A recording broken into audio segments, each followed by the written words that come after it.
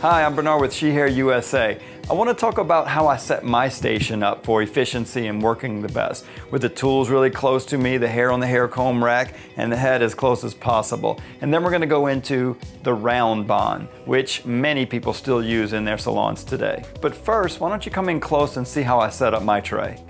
Though most people set their tray up completely different every time, I'm pretty specific about how I set it up. I like to set the correct temperature on the machine and put it as far away from me as possible because I don't need to deal with that again for the day. And the tool that I'm actually going to use all day, put as close to me as possible with plenty of room for clips and the disc and shields right here in front of the tray. So that's how I set up my tray. Let me show you how we do a round bond.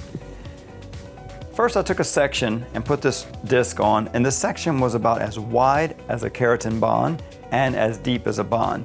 Now we're going to give a little bit of space between the scalp and the bond for free-flowing movement.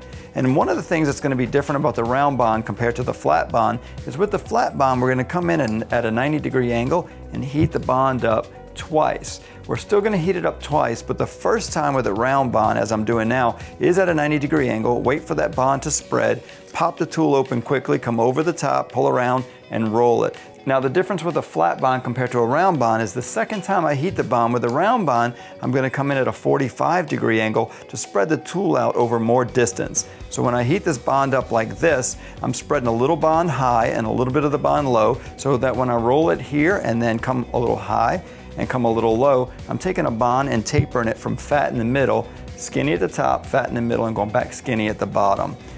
That's probably the most comfortable way to do a round bond. Though round bonds are still the most popular bond on the planet, I don't want to discount the flat bonds. There's a time and place for both of them. But in this video, we focused mostly on how to do the round bond technically. Check out all of our other videos on how to do the flat bond, why to use a round bond as opposed to a flat bond, and all the other tips and tricks we've shared.